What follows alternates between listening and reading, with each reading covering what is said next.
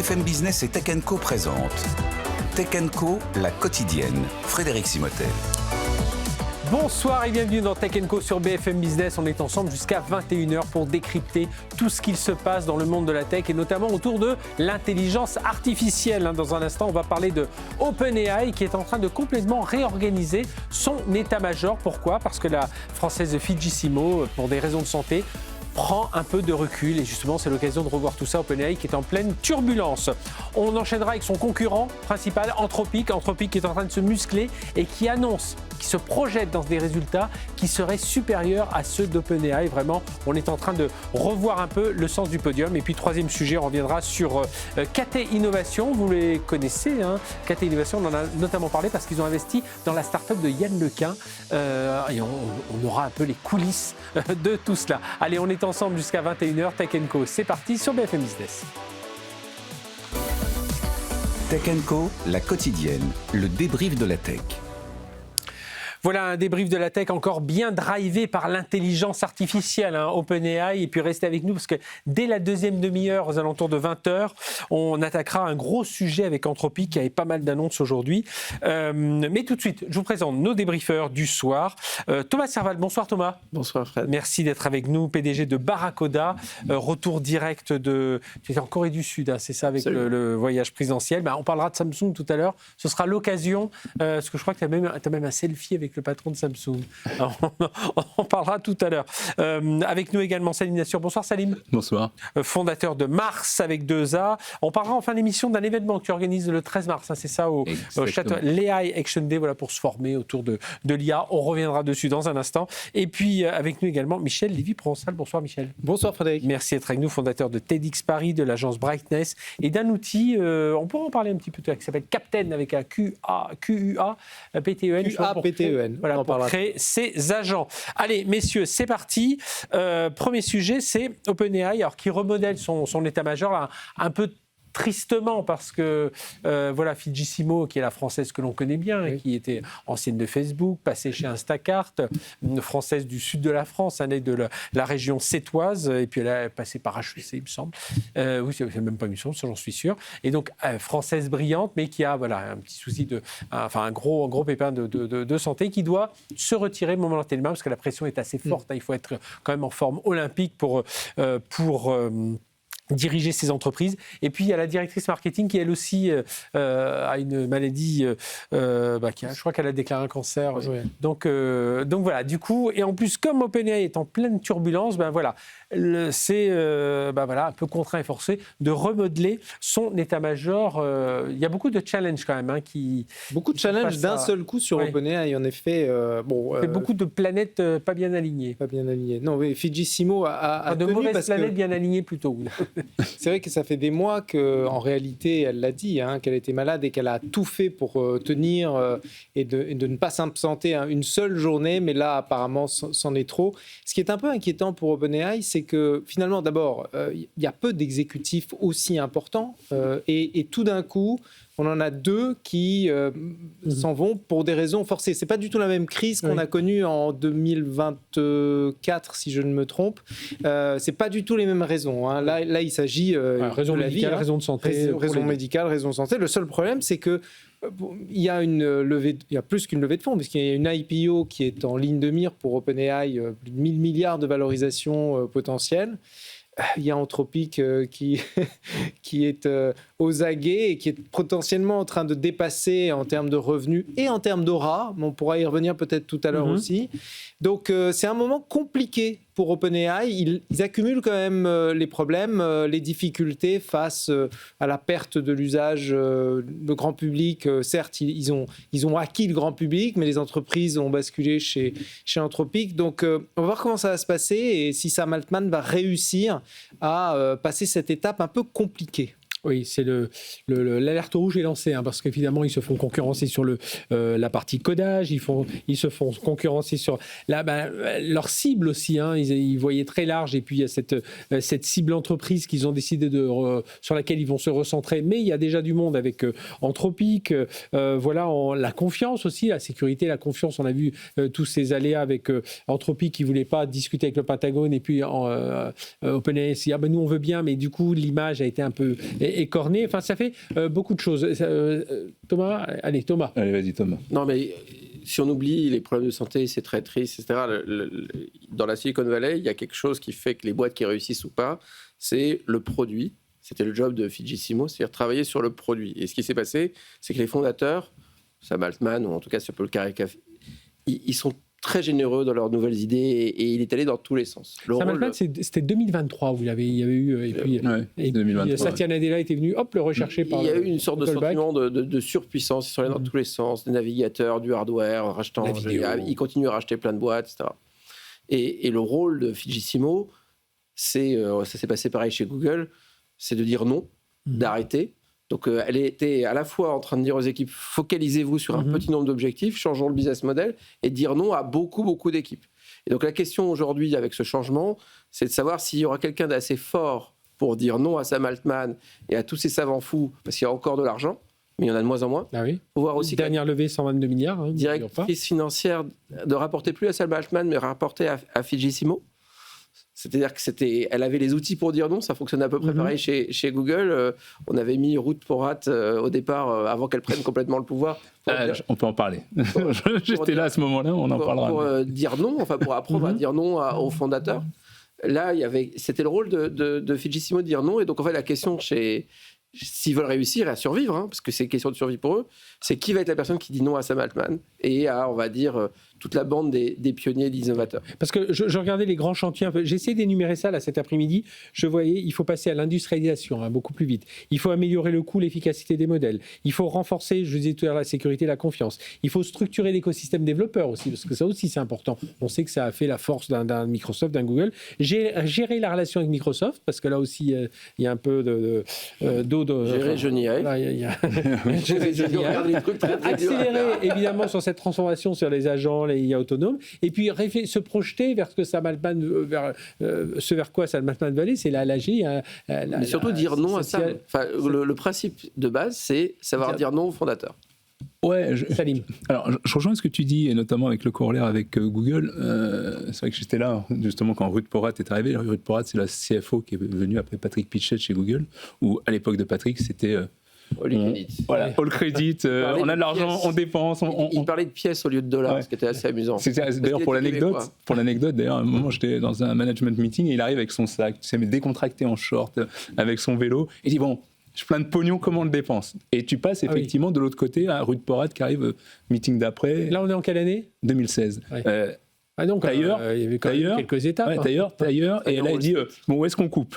Et donc, là où je te rejoins, c'est qu'on est dans la période d'un où est-ce qu'on coupe? Et on est là-dedans. Là où je te rejoins un peu moins, c'est que je ne pense pas que ce soit le vrai problème. Il y a un problème, ils sont un peu dispersés, mais ce n'est pas tant ça. C'est qu'en fait, comme tu dis, il y avait eu quelques étapes avant chez Google. Là, aujourd'hui, chez OpenAI, il y a 3 ans, il faut se remettre dans la tête, il y a 3 ans, c'était un laboratoire de recherche. Tu ne fais pas passer un laboratoire de recherche. Chez OpenAI, ils sont 8 000 à peu près. Ouais, ils ne sont même pas 10 000, ça c'est sûr. Mais donc, tu passes d'un laboratoire de recherche. Oui, bien sûr. Mais tu passes d'un laboratoire de recherche à une entreprise qui doit être profitable rapidement pour faire une rentrée en bourse en fin d'année. C'est pas du tout la même structure, c'est pas du tout la même gouvernance, c'est pas du tout les mêmes people. Et pour avoir vécu ça et chez Google et ailleurs, recruter des bonnes personnes, c'est hyper compliqué. Ouais. Donc quand tu arrives à trouver ces bonnes personnes et qu'en plus elles tombent malades, enfin tu le savais à l'avance, mais ça t'enlève ça t'enlève quand même une façon de pouvoir scale comme tu voulais le faire et retrouver ce type de calibre, si tu le trouves pas du jour au lendemain, tu vois. Donc ça, c'est vraiment pour moi la plus grosse complexité. C'est Greg Brockman, qui est le président, qui va reprendre la partie produit. Oui, mais Greg Brockman, il n'est pas financier. C'est pas son truc. Il est produit, en effet, mais c'est pas son truc. Et pour moi, le produit, tu as raison, c'est important. Mais le plus important, c'est comment tu arrives à scaler une entreprise comme ça. Michel, il faut rassurer les investisseurs aussi. Il faut rassurer les investisseurs. Le choix de Brockman est intéressant, parce que c'est quand même, me semble-t-il, à lui qu'on doit finalement le succès aussi de ChatGPT. Le produit de ChatGPT, c'était Brockman. Oui, mais c'était plus dans une histoire de produit, là, en fait. Oui, mais c'était son... Non, mais là, il va être responsable à nouveau des produits. C'est intéressant de voir comment il va finalement prendre le lead et est-ce que ça va changer un peu de braquet. Il y a une question qu'on peut se poser aussi, c'est sur la culture, finalement, de l'entreprise. Est-ce que...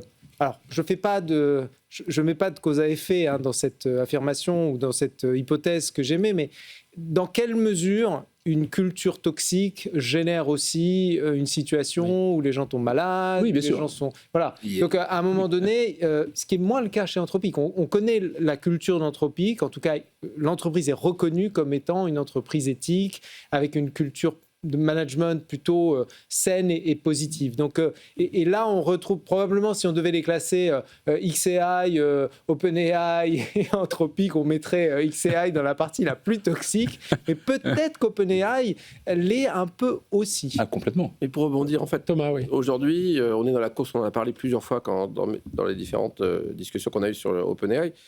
C'est une course contre la montre pour trouver son business model et le rendre démontrable. Donc, ils ont beaucoup basculé. Ils ont essayé de se dire qu'ils allaient faire un peu comme Google, qu'ils allaient essayer de vendre de la pub par rapport au grand public. Oui, puis dans la vidéo, le navigateur, et donc, quelque part, au-delà du produit, le modèle économique, et souvent dans la Silicon Valley, on sépare le produit qui génère du trafic de la monétisation qui est le travail d'une autre équipe. Dans le cadre de l'IA, c'est pas très clair qu'on va vraiment faire comme on l'avait fait dans l'Internet, on va dire 2.0, qui en fait est un Internet de l'audience, où grosso modo on fait venir les gens comme un média, puis derrière il y a des gens qui vendent cette audience. C'est pas du tout comme ça que ça va se passer, ou en tout cas il semblerait que c'est plutôt le modèle entreprise qui est en train de prendre le dessus, parce que finalement ce que les entreprises sont le plus prêts à payer, c'est finalement les tokens, qui est en train de devenir la currency de l'IA. Tout consomme plus ou moins des tokens, et le token devient le modèle économique. Donc il y a deux options en ce moment sur ce truc-là. Au point même que parfois c'est un élément de rémunération. Oui. Et donc ça c'est intéressant parce que c'est une nouvelle truc qui se rapproche plutôt du cloud, des choses comme ça. Alors sauf qu'il y a un problème, c'est que quand on regarde les comptes d'OpenAI et tous ces gens-là, aujourd'hui les coûts des infrastructures et de l'entraînement, c'est la moitié des revenus. Donc, donc finalement, même leur valeur, elle n'est peut-être pas là où on pense qu'elle devrait être, puisque si on est dans un métier qui a plus que 50% de marge, il faut le comparer aux 97% de marge de Google. Donc, quelque part, on est dans un truc où on cherche le modèle économique, on cherche la valorisation parce qu'on cherche les 1000 milliards, on ne sait pas comment les trouver. Et donc, ça va être le token, ou, deuxième truc qu'on est en train de voir arriver sur le marché, on finance les produits par rapport aux résultats. Alors ça va être une question embêtante pour OpenAI. C'est est-ce qu'OpenAI va être côté du résultat et donc quelque part gagner la marge que l'IA fait gagner aux consommateurs ou aux entreprises au privé, ou est-ce que OpenAI va être côté de l'utility, c'est-à-dire finalement va fournir l'intelligence et l'autre va prendre la valeur. Salim. Ouais, c'est pour ça que tu vois, on en revient à ce que je disais tout à l'heure, c'est qu'on a dépassé le produit. Alors le produit, il y en a qui sont plus ou moins bien, etc. Et Anthropic est vraiment très bon au niveau entreprise, mais c'est plutôt une question de gouvernance et de stratégie. Là aujourd'hui, c'est ce que tu résumes finalement, c'est-à-dire qu'à un moment, tu es dans un modèle B2C plutôt OpenAI. Ils ont pris le marché, ils sont leaders, ok. Oui, mais avec beaucoup de gratuit, enfin, mais tu as des gens qui utilisent et qui ne paient pas. Et de l'autre côté, tu as le monde entreprise où tu as des gens qui payent bien et qui n'utilisent pas toujours. Ouais. Donc tu te dis, il y en a forcément qui gagnent plus d'argent que l'autre. Et c'est là où ils sont en train de gagner. Aujourd'hui, dans le monde de l'entreprise, et tu vois d'ailleurs, là, ils sont en train de. Anthropic était vraiment en train d'investir énormément là en Europe et particulièrement en France. On reviendra justement, la deuxième nuit, on reviendra sur Anthropic parce qu'il y a pas mal de choses à reconnaître. En tout cas, on se rend compte pour tous les grands chantiers que j'ai énumérés, c'est vrai qu'il y a un gros souci de gouvernance, quelqu'un capable de redonner cet élan. Je voulais vous entendre aussi sur un autre sujet. Là, on va revenir en France. Alors, si vous êtes parisien, vous avez peut-être que vous avez sillonné le métro, vous avez peut-être vu à un moment cette campagne de communication, mais complètement dingue. C'était un collier, alors qui s'appelait Friend. Le site s'appelait comme un ami en anglais. Le site s'appelait friend.com et c'était le collier à tout faire, le collier IA qui allait être notre assistant personnel. Alors voilà, il y a vraiment une campagne incroyable. Il y en avait vraiment sur tous les murs, les culs de bus, comme on dit. Enfin, on voyait ça partout. Et puis voilà que cette campagne de pub massive, alors mondiale, elle a été mondiale, mais là, plus particulièrement en France, eh bien, la start-up a décidé de suspendre ses ventes en France, en Europe, pour cause de RGPD. Alors, c'était un objet qui était vendu aux alentours de... Alors, c'était $129, voilà, on aurait eu l'équivalent à peu près en euros. Pourquoi cette machine arrière, là Qu'est-ce qui... Vas-y. Donc, on avait vu... Toi, tu connais bien, évidemment, avec Barracuda, Thomas, les objets connectés, oui. Aujourd'hui, ces produits, ça fait un peu partie des effets de mode. Faire ce qu'ils font techniquement, c'est facile. On met un micro, on le branche à OpenAI ou à des choses comme ça, on arrive à avoir de l'audio. Donc quelque part, il reste que le marketing. Quand on a un produit qui est commoditisé, il reste que le marketing. Donc il faut aller le vendre une certaine somme. Et donc c'est une idée qui n'est ni nouvelle ni on a vu plusieurs au CES d'ailleurs. Il y en avait plein au CES, etc. Et je me rappelle que tu m'avais demandé de regarder en disant qu'est-ce que tu en penses. Je me dis j'en pense rien. C'est un produit délocalisé. Ça, en termes de produits, c'est ce que tout le monde est en train de chercher, c'est effectivement au-delà des AI First Objects, comment on fait des objets comme les lunettes, etc., qui vont intégrer le lien. Après, le RGPD, ça fait rigoler tout le monde, sauf les petits, en fait. Parce que si jamais tu dis, je vais faire un produit qui va... je m'appelle Google et je ne vais pas respecter le RGPD, bon, je vais prendre un grand risque, mais j'ai une armée d'avocats pour me défendre. Parce qu'on rappelle, ce colis-là, il enregistre toute notre vie. Voilà, il écoute tout sans le consentement explicite. Voilà. Donc, le problème, c'est que la règle du RGPD, c'est que quand on prend de la donnée d'un utilisateur, on a besoin de son consentement explicite, éclairé et révocable. Alors, explicite, ce truc-là, il vous espionne. Éclairé, à quoi ça va servir? Pas vraiment. Et la révocabilité, pas possible, puisque quelque part, j'écoute tout le monde. Donc, quelque part, c'est un produit qui, par définition, est antagoniste à plein de choses. Ça n'a pas bloqué un Google pour essayer des trucs comme ça. Les lunettes, elles ne sont pas tout à fait RGPD, et on l'a vu quand Google Glass a lancé. Donc, si je m'appelle Google et que j'ai des moyens, je peux lutter contre ça. Mais là, je suis un peu fragile parce que je fais de la pub, j'ai de l'attente. C'est ça qui a révélé la CNIL, qui a vu de la pub. Ils seraient passés sous le radar en disant on va tester la communauté d'utilisateurs. Et puis que la pub, finalement, c'est ça qui les a tués. C'est qu'en fait, en général, quand tu lances une innovation, tu testes avec tes utilisateurs, tu trouves l'usage et après, tu te mets en conformité avec la loi. Sinon, tu t'en sors pas. Oui, parce que la CNIL avait été saisie, c'est ça, Salim. C'est que ça. Voilà. Donc, ils ont fait tout ce qu'il fallait pas faire. Ça, en général, ce genre de boîte, elle ne dure pas très longtemps. Elles font partie d'un peu de la bulle AI. À mon avis, c'est assez symptomatique. C'est les agences de pub qui doivent être contentes. C'est clair. Ça appelé le Web 1. Les grandes campagnes de l'agence de la RATP. Salim. En fait, c'est assez rigolo parce que tu vois, tu parlais des Google Glass, mais c'est exactement le cas de figure des Google Glass. C'est-à-dire que ce qui est technologiquement possible n'est pas forcément socialement acceptable tout de suite, si tu veux. Et là, tu vois, justement, moi, j'ai des Ray-Ban Meta qui passe aujourd'hui. Mais 10 ans ou 12 ans, quand on a lancé les Google Glass, ça passait pas. Donc ce genre d'objet, ça passe pas. Et souvent, j'ai des gens, mais ça m'arrive assez souvent, je sais pas, une fois ou deux fois par jour, mais des gens qui disent « t'es en train de me filmer là ». Oui, non, mais oui. Il y a encore un petit stress, mais ce que je veux dire, c'est que tu peux pas aller trop vite, même si tu as la technologie, alors que tu n'as pas préparé socialement les gens. Après, il y a un autre sujet qui est hyper important, et là... on est souvent nombreux à taper sur le gouvernement français qui ne va pas assez vite. Là, je trouve que c'est bravo la CNIL et bravo le gouvernement français, parce qu'ils ont arrêté ça. Tout comme à un moment, quand on parlait de Sam Altman tout à l'heure, quand il est arrivé avec Orb, c'est ce truc qui scanne l'iris, la CNIL les avait topés, ils leur ont dit, écoute, c'est très bien, mais hors de France. Donc ça, c'est quand même bien qu'il y ait des institutions qui préservent la vie privée des gens. Parce que sinon, je ne sais pas si vous êtes allé voir sur le site de Friends, justement, il y a une vidéo, mais qui est juste hallucinante, d'un gamin, un adolescent, qui est là, qui a son truc, qui est complètement reclus, et ses parents ils disent « Ouais, c'est bien, au moins il peut parler à quelqu'un ». Non, en fait, non, il faudrait qu'il parle vraiment à quelqu'un, parce que c'est pas quelqu'un, tu vois. Donc on est vraiment dans des dérives complètement dingues. Heureusement que l'État et la CNIL commencent à avoir une vue suffisamment bonne sur le sujet pour dire non, on veut pas de ça. Parce que c'est ça, Michel, les questions, c'est jusqu'on accepte la captation de notre environnement, est-ce qu'on peut déléguer une part de notre vie à un objet, qui porte réellement la responsabilité dans tout ça, le basculement culturel. Absolument, et on est en plein scénario horreur, vous vous rappelez de ce film, c'est vraiment ça, il y a une course pour chercher le device qui, même OpenAI, Johnny Ive, ils sont en train de chercher en fait ce produit, le produit market fit. Ils voulaient même la voix de Scarlett Johansson. Oui, exactement. Et donc là où j'ai une petite divergence, c'est que, peut-être parce que je suis un peu plus libéral, c'est que je pense que la CNIL, il n'y avait pas tellement besoin de monter au créneau, parce que regardez simplement les affiches dans les métros, elles ont toutes été arrachées, taguées, des coups de feu, des messages. En fait, ils en ont vendu zéro en Europe. Ils en ont eu 3 000 en tout. 3 000 en tout et zéro en Europe. C'est-à-dire qu'il y a un rejet massif de la population de ce type d'outils qui sont ultra intrusifs, contrairement à ta paire de lunettes. Parce que si tu nous filmes, au moment où tu nous filmes, on le verra.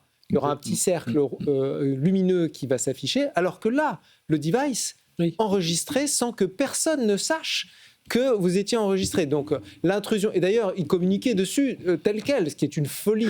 c'est clair, ils se sont ratés. C'est totalement absurde. C'est la communication un peu à l'américaine. Oui, mais je suis d'accord sur ce que disait Thomas. En fait, c'est une mauvaise stratégie, parce que plutôt que de commencer avec une petite communauté d'utilisateurs, vérifier ce qui fonctionne, ce qui ne fonctionne pas, et ensuite aller largement dans le marché. Ils sont tout de suite allés très très fort et ils se sont cassés la figure. Pour avoir beaucoup discuté avec beaucoup d'Américains, parce que quand j'étais chez Google aussi, on avait les problématiques de débattre sur ce qui est acceptable socialement par l'Europe au sens large, et encore plus les Français, les Allemands, les Américains. En général, tu vois l'entrepreneur américain qui lance sa boîte, qui dit je vais capturer beaucoup de données, mais qu'est-ce que tu feras de la donnée ? Je vais la vendre. Et pour lui, c'est normal, parce que c'est le modèle. Ouais. C'est la culture. Oui. C'est la culture, et c'est normal.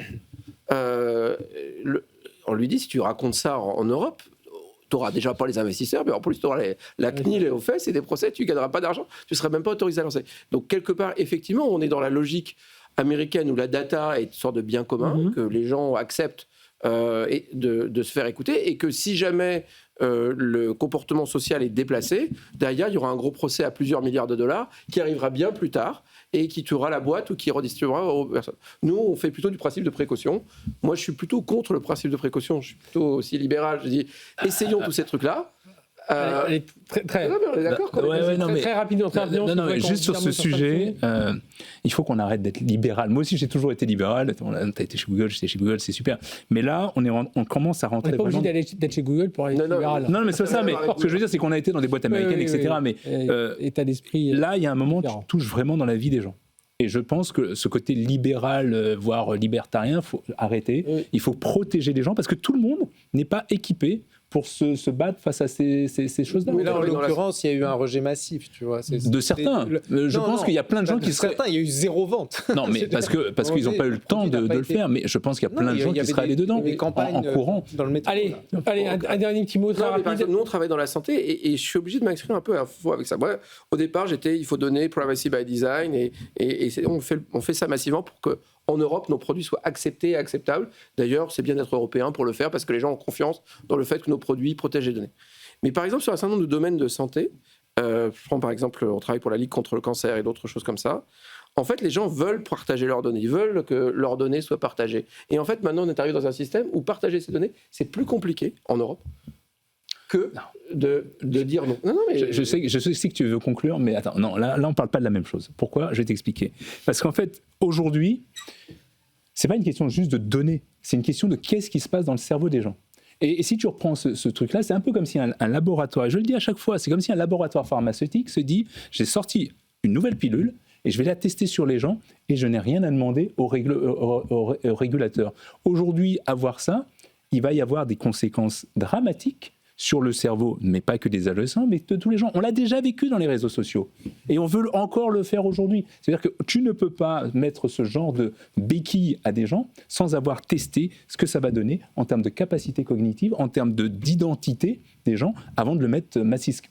On ne dit pas la même chose. Enfin, oui, parce que toi, tu parles juste de la propriété de données. Moi, je ne te parle pas que de ça. Je te parle de mettre ce type de device dans la main de gens et de certains qui sont fragiles. En tout cas, c'est compliqué. Il a été repoussé.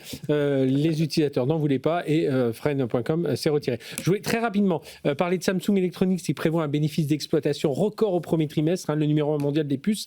Mémoire profite de l'envolée des prix de ces puces, parce qu'on parle de Samsung Electronics, et cela sur un marché confronté à des pénuries. Résultat, un profit de 38 milliards de dollars au premier trimestre, un bénéfice multiplié par 8, porté par un chiffre d'affaires en hausse de 68%. On écoute ce que nous dit Clara Wido et on revient très rapidement pour parler de Samsung. Samsung a gagné plus en un trimestre que sur l'ensemble de l'année passée. Le moteur de ce record, l'IA, qui a fait exploser le prix des puces mémoire présentes partout dans les data centers, les ordinateurs ou les smartphones. Le géant produit aussi massivement des puces ultra performantes HBM4 qui accompagnent Nvidia dans les centres de données.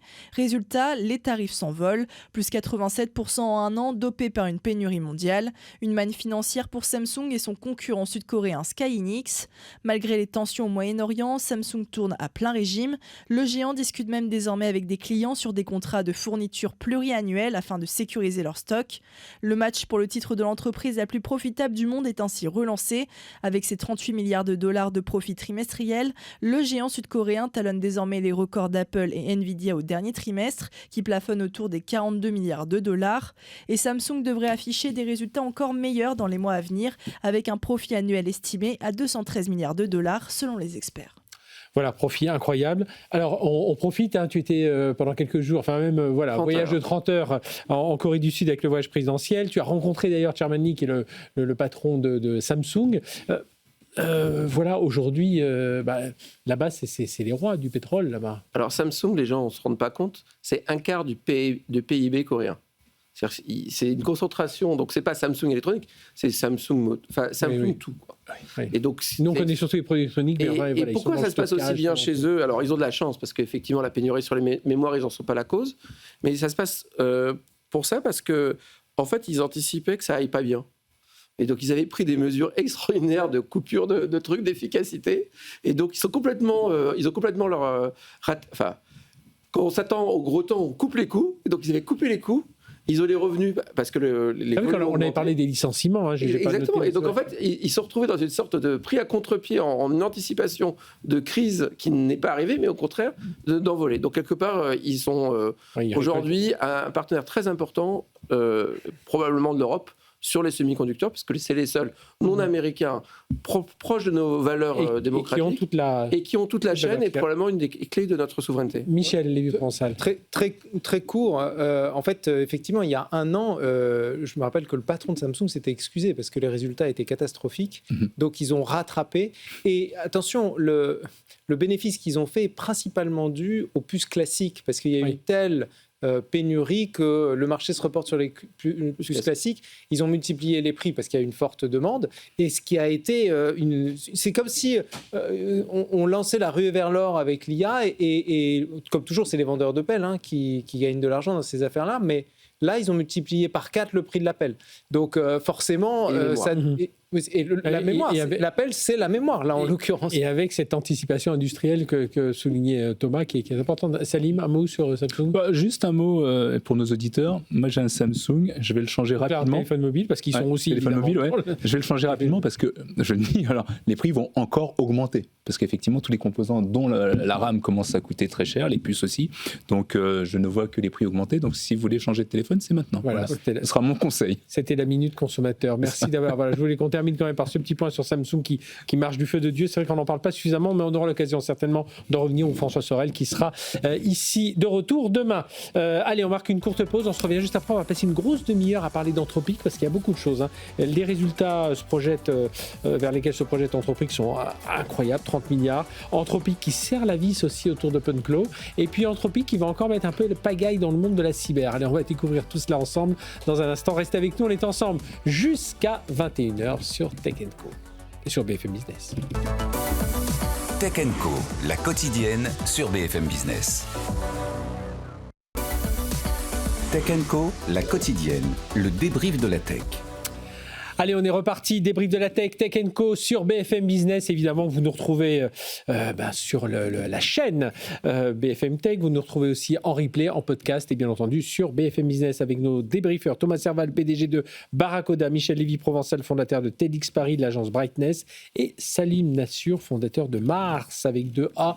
Je le dis bien comme ça. Merci. Alors, Anthropic qui revendique pour la première fois, enfin il se projette en tout cas, un chiffre d'affaires supérieur à son rival. Alors il y a pas mal de choses à regarder, parce que est-ce que cette croissance elle est rentable ou fortement subventionnée par le cloud, des deals préférentiels? Est-ce que c'est un revenu récurrent ou est-ce que ça dépend de gros contrats ponctuels? Est-ce que c'est un basculement durable ou voilà un petit passage? Comment vous regardez tout ça? Tiens Michel, je commence avec toi. C'est quand même une surprise. Parce qu'on parlait beaucoup, effectivement, d'OpenAI, de Google en matière d'IA. Là, Anthropic est en train d'accélérer, en fait. Ce qui n'est pas tant impressionnant, ce n'est pas le chiffre en lui-même qui est impressionnant, c'est la dynamique qui est impressionnante. Alors, c'est une extrapolation, encore une fois, c'est potentiellement 30 milliards de dollars. C'est eux qui se projettent, oui, c'est une extrapolation. On va voir ce qui va se passer, parce qu'il y a eu quand même des décisions là qui ont été prises, notamment avec OpenClaw, qui peuvent créer un effet. Il demeure néanmoins qu'ils ont quand même le segment entreprise. J'avais noté 1000 clients entreprises qui chacun dépensent plus d'1 million de dollars par an. Alors, ils en ont beaucoup plus, mais ils en ont 1000 qui dépensent plus d'1 million de dollars par an. Donc, il y a un revenu récurrent qui commence à... Ils ont un revenu récurrent, et ils ont surtout des gros tickets. C'est-à-dire que c'est pas OpenAI avec plein de petits tickets, avec un business model B2C. Là, ce sont des très gros tickets. Juste pour se redonner un peu une idée de ce que ça veut dire. Google, ils ont mis 13 ans pour atteindre 30 milliards de dollars. Amazon, 16 ans. Anthropic, s'ils y arrivent, 5 ans. Oui. Donc, cette accélération... elle est fulgurante, c'est l'accélération de l'IA, mais il n'y a pas que l'IA. il y a aussi la justesse de la stratégie de Dario Amodei, le patron d'Anthropic, en ayant choisi le segment B2B et en s'étant focalisé notamment sur Claude Code, qui est devenu le standard aujourd'hui du codage. Ils ont plus de 50% des parts de marché. Tous les développeurs à qui on parle, toutes les équipes de production et tout ça ne parlent que de Claude Code. Et puis ce positionnement face à la concurrence, je trouve que chaque pion a été correctement avancé. Là. Si on regardait un échec où on aurait un OpenAI qui est parti un peu dans tous les sens, allez, on a bien très avancé focus. La tour, le fou, on a bien regardé, et en face, ça part un peu dans tous les sens. Alors, ce qui est intéressant, donc, on est dans une course où il y a ceux qui vont survivre et ceux qui ne vont pas survivre. Ceux qu'on est sûr qu'ils survivront, ça va être Google, Microsoft, et puis ceux où on n'est pas sûr, hein, alors XAI grâce à SpaceX, et puis il y a ceux où vous n'êtes pas sûr, OpenAI d'un côté et Anthropic de l'autre. Ah oui, tu mets même Anthropic dans ce pour lequel tu n'es pas sûr. Bah oui, parce que pour le moment, le modèle... donc qu'est-ce qu'ils sont en train de faire ? On sent qu'OpenAI est en train de sortir vers la bourse. Qu'est-ce qu'ils sont en train de faire ? Ils sont en train de communiquer pour dire, attendez, eux ils ont leur modèle, peut-être pas bien, mais moi, mon modèle il marche. Et effectivement, ils sont beaucoup plus rassurants, hyper focus sur l'entreprise. Ils ont au capital tous les gens qui comptent. Il faut parler que, grosso modo... il y a Amazon, il y a Google, il y a Microsoft. Donc en fait, ils ont beaucoup d'amis d'amis puissants qui vont les aider à réussir. C'est aussi important l'actionnariat, on voit bien que ça. Ils viennent de signer un deal, ça on n'en a pas parlé, pour obtenir avec Broadcom et Google l'accès à leur TPU. Ce qui veut dire que quelque part, contrairement aux gens qui sont obligés d'aller payer chez Nvidia 4 fois le prix, ils ont une capacité d'avoir des centres d'entraînement pour beaucoup moins cher. Donc ils sont vraiment en train d'être les industriels. Avec un Dario Amodei qui... pousse ses pions aussi, mais qui apparaît comme modéré. Qui apparaît comme neutre, pas trop afféodé à Trump. Donc ça lui offre la sympathie des gouvernements étrangers. S'il y avait un choix aujourd'hui pour se dire quels est les gens avec qui on voudrait mieux travailler en Europe, c'est clair qu'aujourd'hui, Anthropic serait choisi par les développeurs. Et Anthropic est choisi par les développeurs, ce que tu disais tout à l'heure, c'est hyper important. On réussit grâce aux développeurs. Les outils de OpenAI sont pas mal avec Codex, mais Claude Sonnet est au-dessus de la mêlée et à garder la confiance des développeurs en changeant pas trop de stratégie, parce que souvent l'un des problèmes c'est on commence comme ça avec tel outil, on commence à bien l'aimer, puis hop ils changent leur stratégie de monétisation. Vraiment là ils ont un peu changé leur stratégie de monétisation. Non mais justement c'est leur dernier piège, ça arrive tout juste. Vas-y, juste un mot. Non, mais on va en parler. C'est la stratégie OpenClaw là, qui a littéralement soufflé toute la communauté des développeurs en un week-end. On va revenir dessus. Je pense qu'il faut aller un petit peu plus encore en profondeur. Enfin, ce que vous dites est très juste, mais dans le modèle entreprise, pour le coup, comme je disais, j'étais chez Cloud, donc je vois très bien, c'est au-delà des gros tickets, en fait, avec quelques comptes, c'est surtout le côté qu'on ne voit pas, c'est-à-dire tout ce qui est API. Et en gros, aujourd'hui, quand tu regardes la structure de revenus d'un Anthropic, c'est plus de 60% qui viennent de ces API, en fait. Donc, c'est quoi les API, pour ceux qui ne comprennent pas ? C'est en gros, comment j'arrive à connecter mon intelligence artificielle de chez Anthropic, donc Claude, avec un système d'information chez moi et je vais taper dedans. Et ça, c'est plein de requêtes et ça génère beaucoup d'argent. Et comme en plus, ils ont développé justement quelque chose qui va encore plus loin que les API, qui sont ce qu'on appelle les MCP, donc justement de pouvoir connecter comme ça tout leur système avec n'importe quel logiciel, et notamment des logiciels business, ça tape à fond. Moi, je vois... Dans ma structure qui est beaucoup plus petite, on consomme beaucoup d'Anthropic. D'ailleurs, c'est rigolo parce qu'ils ont filé là récemment des crédits à tout le monde pour te pousser à débloquer la limite pour pouvoir justement après que tu consommes encore plus. Donc ils sont vraiment dans un modèle de revenu type enterprise, type cloud, où tu vas payer à la consommation. C'est ça. Voilà, là où de l'autre côté. Et moi je trouve que ce qui est intelligent, c'est qu'il y a une vraie récurrence. Oui. Et ça, à la fois les investisseurs. Il y a une récurrence, mais il y a vraiment un usage. C'est-à-dire qu'aujourd'hui, il y a plein de systèmes, et encore une fois, chez nous, dans ma boîte, pareil, qui tournent aujourd'hui avec de l'Anthropic. Si demain tu coupes comme ça s'est passé sur OpenClaw, on en parlera tout à l'heure, c'est compliqué. Donc aujourd'hui, c'est une manne permanente. Et là où ils sont très très forts, c'est qu'en plus, là où un chat GPT, c'est un peu au mode Netflix. Tu payes ton abonnement et tu utilises autant que tu veux. Même ici, je ne sais pas si vous avez un abonnement Claude, mais même quand tu passes en max, qui est quand même déjà un abonnement à $100 par mois. 200 même. 200, t'as raison, 200.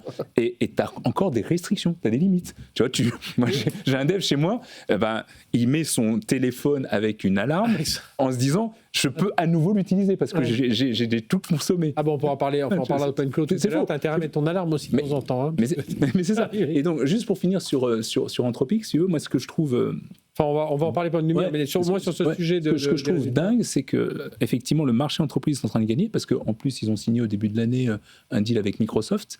Et donc, cette partie dont on n'a pas parlé, qui est Cowork, pour tous les gens qui n'ont pas essayé, mais essayer Cowork, c'est juste fou. Et ça va arriver sur Microsoft 365, et là, enfin sur Copilot 365, et là, limite, toutes les tâches, il les fait faire par Cowork, par Claude, et ça marche très bien. Cowork est beaucoup en shadow AI dans les entreprises aujourd'hui. Je pense que le jour où ça va être bien contractualisé avec Microsoft, et les entreprises vont y aller, ça va se développer.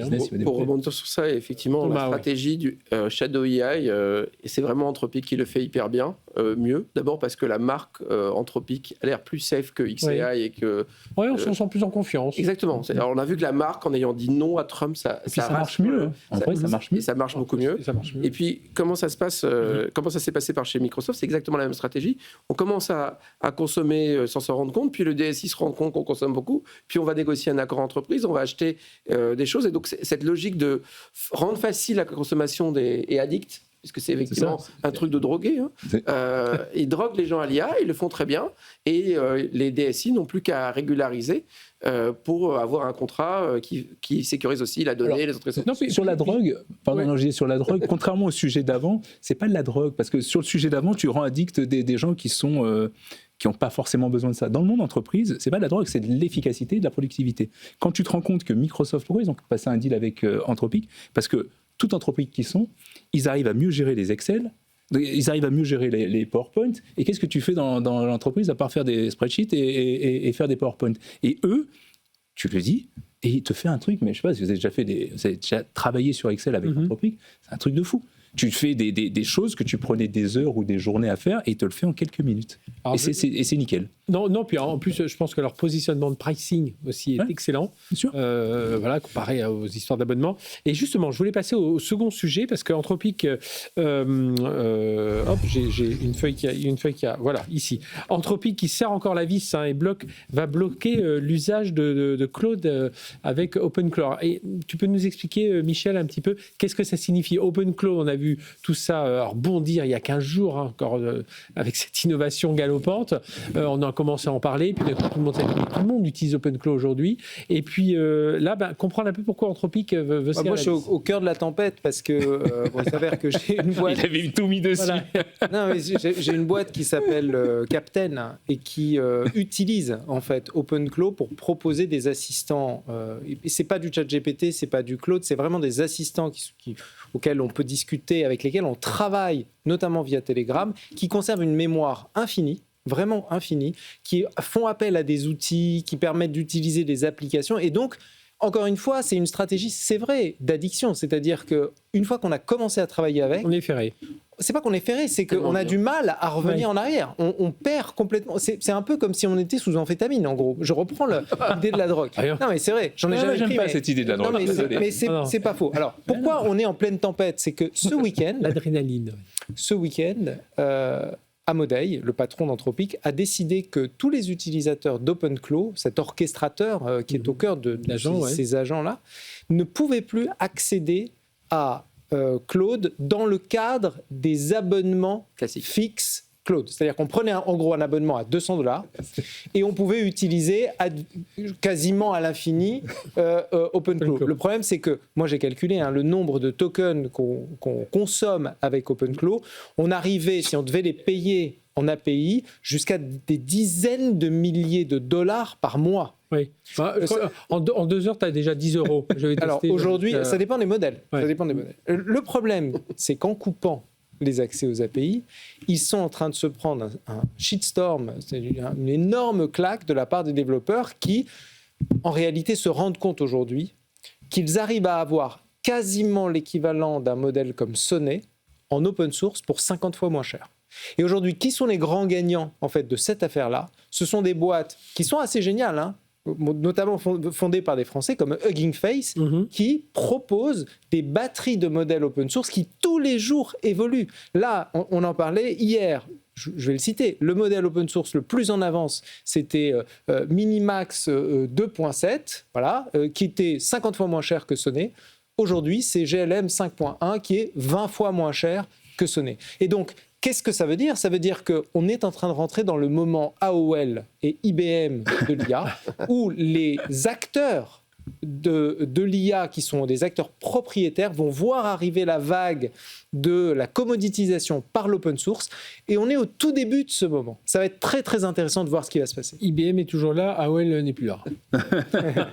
Donc, sur ce sujet-là, Thomas, c'est très intéressant. Donc, ils ont trouvé un problème dans leur business model de pricing, c'est en train de fuir. Il faut voir qu'aujourd'hui, toute l'IA est sponsorisée par les fous qui pensent que la boîte vaut 5 000 milliards, 3 000 milliards, etc. Tant qu'il y a des gens pour financer les pertes de OpenAI, ça veut dire qu'on subventionne les utilisateurs. Il faut bien se rendre compte de ça. Et donc, quand on se rend compte que des super utilisateurs naissent, l'idéal, c'est d'avoir quelqu'un qui pense qu'il a beaucoup de besoins et qui consomme peu. Là, on a exactement le problème inverse. C'est qu'on a des gens qui consomment beaucoup et qui payent peu. Ouais. Le truc horrible, parce que si tu veux, il y en a trop des gens comme ça, tu meurs. Et tu meurs beaucoup plus vite que tu meurs naturellement avec le modèle de subvention.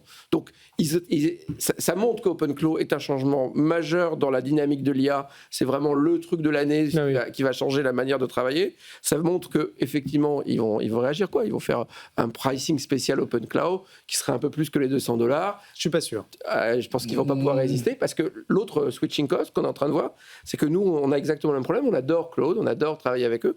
Mais quand le modèle de langage qu'on utilise, on trouve ça super bien, on trouve presque aussi bien, mais en beaucoup moins cher, parce qu'en fait, on arrive quand même... Ce qu'on vient de dire là. Mais on arrive à une sorte pour pas mal de choses, notamment pour le code, où grosso modo, les gros modèles open source chinois sont vachement bien. Ouais.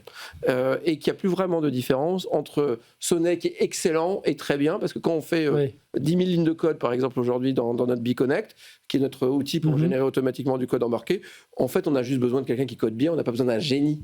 Et donc, en fait, en forçant à se reposer la question, parce qu'ils viennent de restreindre la chose, sur pas mal d'usages qui sont liés notamment au code, eh bien effectivement, on se rend compte que les Chinois, avec leur modèle open source, avec la stratégie de chasser en meute, et que finalement, le petit modèle 1 et le petit modèle 2, ils se battent entre eux et ils viennent de meilleur en meilleur, ben, ils n'arrivent pas aussi bien que Claude, mais tellement moins cher que pour rendre le service, ça devient plus rentable. Et donc, à mon avis, ils n'ont pas le choix, ils vont devoir changer leur prix. Moi, ce que je comprends Anthropic, c'est qu'ils veulent conserver la main sur la sécurité, le business, l'écosystème. Le vrai truc, c'est qu'aujourd'hui, ça leur fait perdre beaucoup d'argent. Oui. Et qu'aujourd'hui... Pas dépenser trop d'argent. Payer trop d'argent dans l'infrastructure. Salim. Alors, je suis d'accord avec vous deux. Déjà, je suis d'accord avec vous deux. Alors, c'est intéressant parce que quand tu y penses, là où je te rejoins complètement, Michel, c'est que il y a un moment, tu vas te poser la question, pourquoi se paye autant par rapport à un open source ? Donc là, je te rejoins. Là où je te rejoins, c'est pour moi, le grand gagnant, ça ne va pas être GameFAQ, ça va être des modèles chinois. Mais là, après, nous, en tant que Français, en tant qu'Européens, pardon, je n'ai pas l'habitude de sortir la cocarde, mais il faut se poser aussi la question de ça veut dire quoi d'aller dans un modèle chinois ? Parce que autant américain, tu ne fais pas forcément complètement confiance, autant moi, sur un modèle chinois, je fais encore moins confiance. Non, mais et je mettrai pas. Juste un point là-dessus. Pardon. Pourquoi j'ai cité Hugging Face ? Parce que Hugging Face, c'est un hébergeur. C'est-à-dire qu'ils ont un cloud, enfin, c'est un agrégateur d'hébergement. Et là, le modèle, il est déployé sur des serveurs qui sont par exemple aux États-Unis, voire chez Scaleway en France. Donc le problème, il n'est pas tellement que ce soit un modèle chinois. Oui, le modèle est chinois, très bien. Mais il reste quand même hébergé sur des infrastructures françaises ou européenne ou américaine. D'accord, mais comme tu dis, le modèle, il est chinois. Et donc, l'algo est chinois. Et alors ? L'algo, il est open source. Donc, en fait, le fait qu'il soit open source, il y a deux choses. Il n'est pas open weight peut-être, mais il est open source. Voilà. Et après, la question, c'est sur les poids et où est-ce que sont les poids. Oui. Mais pour le code, autant on peut se poser les questions quand on a des modèles génériques ou quand on pose une question sur Tiananmen, on a des trucs complètement merdiques. C'est pour ça que moi, j'ai le même problème que toi pour tout ce qui va être modèle générique. Autant quand on te demande, c'est d'écrire des lignes de code et de vérifier leur conformité. Nous, on fait du code embarqué. Donc, quelque part, ce que je dois vérifier, c'est qu'il n'y a pas de non-conformité, qu'il n'y a pas de code qui font des boucles infinies, etc. Là, l'automate, qu'il soit un algorithme chinois ou qu'il soit un algorithme japonais, j'en ai rien à faire. Ce que j'ai besoin, c'est de la traçabilité et que j'ai aussi besoin de pouvoir, le cas échéant, le faire tourner sur des machines en local. Parce que, en fait, l'autre chose qu'on n'a pas trop dit passer, c'est que là, les progrès sont quand même extraordinairement importants en matière d'efficacité des modèles et qu'on arrive avec des petits modèles sur du edge à des choses qui sont très acceptables. Tu as complètement raison, mais ça veut dire que tu es obligé dans tes équipes d'avoir des gens qui vont pouvoir à la fois être sur de l'open, à la fois être sur du propriétaire, à la fois, je me disais tout ça, en fait, que quand tu étais jusqu'à présent chez un OpenAI, chez un Google ou chez un Anthropic, puisqu'on parlait d'Anthropic, tu avais, pour tous les usages, des gens qui maîtrisaient ces usages-là. Là, ça veut dire qu'il faut que tu aies des équipes qui soient diverses. Pas vraiment. Moi, Michel. Prenons l'exemple de notre outil Captain. En fait, il est complètement agnostique. C'est-à-dire qu'il y a un orchestrateur et au jour le jour, à l'heure près, à un seul clic, on peut basculer sur un modèle ou sur un autre. D'ailleurs, on a basculé de Minimax à GLM 5.1 parce que tout d'un coup, on a gagné en performance. Et ça se fait en un clic. Donc en réalité, c'est complètement transparent ça. Et je pense que ça va devenir la norme. Et en plus, comme le disait Thomas, quand on fait de l'orchestration, on peut gommer ces limitations des modèles chinois qui sont des limitations, on va dire, d'ordre culturel ou politique, parce que il y a tellement d'outils autour qu'on appelle, il y a tellement de données qu'on peut injecter, il y a tellement de contextes qu'on peut modifier qu'en réalité, ça lisse complètement l'usage et on s'aperçoit pas. Je mets quand même un bémol là-dessus parce que là, on est entre connaisseurs. Ce que tu dis là, c'est pas vrai pour toutes les entreprises. Tu vois, j'étais encore là il y a pas longtemps avec une cinquantaine de DSI. Je peux te dire que tous ne comprennent pas forcément tout ce que tu dis en termes d'orchestration. Donc il faut qu'ils aient compris ça, qu'il faut qu'ils aient mis. Non, mais c'est pas ça, c'est qu'il faut qu'ils aient les personnes dans leurs équipes. Non, pas toujours. Pas toujours. Et c'est là où en fait où je te dis, tout le monde n'a pas cette capacité de compréhension. Mais là, par rapport à ce qu'on a dit tout à l'heure, les ambitions d'Anthropic qui voulaient dépasser les 30 milliards de chiffre d'affaires. Et là, ce que tu disais, Michel, ça veut dire quoi ? Ça veut dire qu'Anthropic va avoir une stratégie plus fermée, plus. Je ne sais pas quelle va être leur stratégie. Ce que je vois, c'est qu'aujourd'hui, ils ont gagné beaucoup de karma avec l'affaire Trump et tout d'un coup, ils ont perdu énormément de karma avec l'affaire OpenClaw. Donc, dans quelle mesure, en plus, leur principal client, il ne faut pas l'oublier, ce sont quand même des développeurs. Donc, à un moment donné, il va falloir qu'ils trouvent un moyen de résoudre ce problème de karma. Mon pari, c'est que dans moins d'un mois, tu as une offre OpenClaw, Anthropic. Il y a une demande. OpenClaw by Anthropic. Ils vont faire une offre spécifique, plus chère que les $200, probablement progressive, pour justement éviter l'effet de saturation.